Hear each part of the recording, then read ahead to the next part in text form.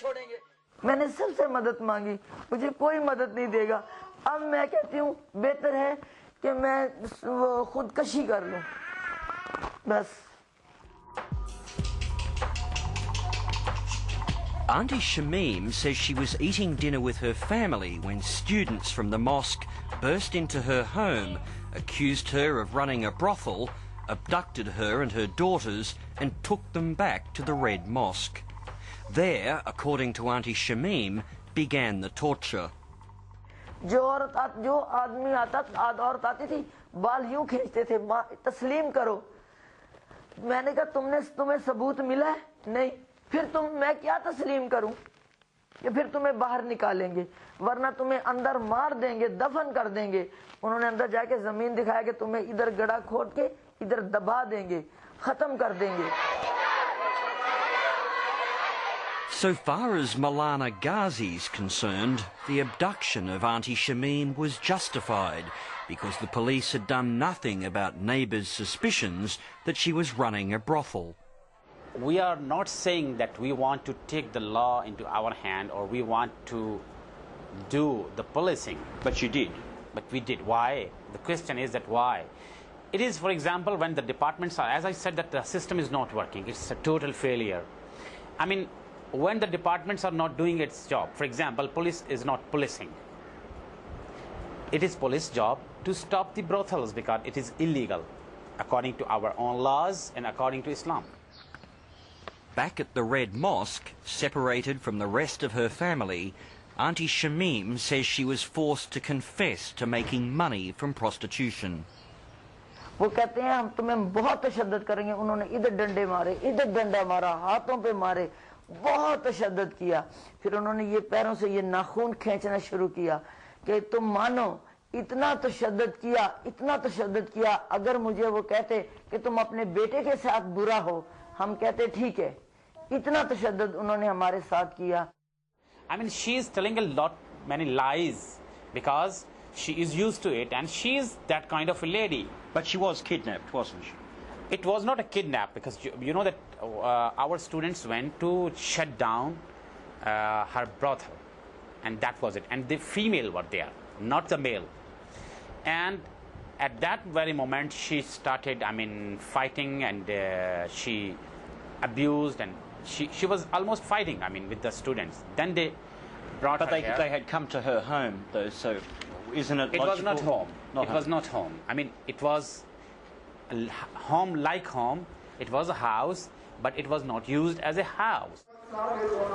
Ironically, if the actions taken by the followers of the LAL Mosque were meant to reinforce the message of Islam, for the woman at the centre of all the drama, they've had such a negative impact, she's ready to disavow her faith. अगर ये इस्लाम है तो मैं Christian बनना पसंद करूंगी। अगर इस्लाम में औरत के गले में रस्सी डाल के ऐसे खींचते हैं, ऊपर से 8 आदमी डंडे मारते हैं, डंडे 8 आदमी डंडे मारते हैं और 2 आदमी गले में रस्सी डाल के खींचते हैं, ये इस्लाम है? अगर ये इस्लाम है तो मैं क्रिश्चियन बन जाऊंगी। Despite Auntie Shamim's ordeal and the publicity surrounding it, the government has been unable to defuse the situation. The only embarrassing thing for the government is that these people are sitting in the heart of Islamabad, and obviously by occupying a children's library they are challenging the right of the government. But we are concerned that there are arms in the mosque, there are militants who are in the mosque. If the government raids the mosque or uses whatever means it has to flush the people out, there is going to be a reaction and we will find some body bags over there. They said if you attack us, we will defend, and while defending we can make anything. I mean, we will defend and we will sacrifice our life. So, I mean, nothing is wrong in that. Will they actually go to the extent of blowing themselves up, sacrificing themselves, or the children standing behind them? हम सब तैयार हैं। यहाँ तक कि अगर इस दीन के लिए हमें अपनी जानें देनी पड़ी, हम उसके लिए भी तैयार हैं इंशाल्लाह। Even the children standing behind them? ये बच्चे भी तैयार हैं इस्लाम के लिए जाने देने के लिए? बिल्कुल तैयार हैं, इसलिए कि हर इंसान की फितरत इस्लाम पर है। जब फितरत इस्लाम पर है तो वही चीज़ जब उसके अंदर हो इतना हर उसके लिए इंसान कुर्बानी देने के लिए तैयार होता है. It's now more than 4 months since the girls at the Red Mosque began their standoff with the government, and there's no sign of a peaceful resolution. In fact, just last week there was another skirmish with authorities when the girls abducted 4 policemen who were patrolling outside. They were released a short time later. I mean, how can a couple of hundred women, threaten a whole country of 160 million people? It's just the biggest joke going on. But some well-known politicians in Pakistan, like former cricketer Imran Khan, refuse to take the Red Mosque girls seriously. He believes that they're simply a media sideshow, which the government is keen to keep alive to promote the fear of religious extremists taking over Pakistan.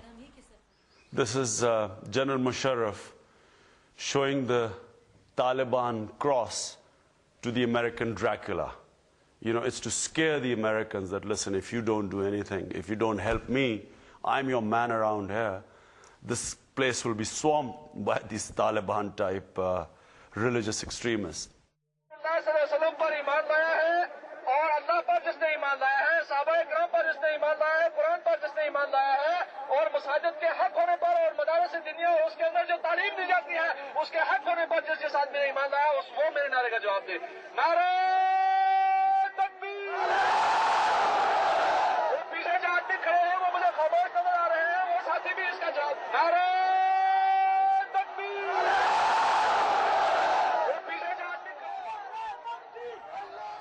And well played, Imran. Imran, by the way, unwelcome in Karachi these days, has threatened to take the MQM party to court for inciting violence. And that was Nick Lazaridis' second report on Pakistan's current troubles.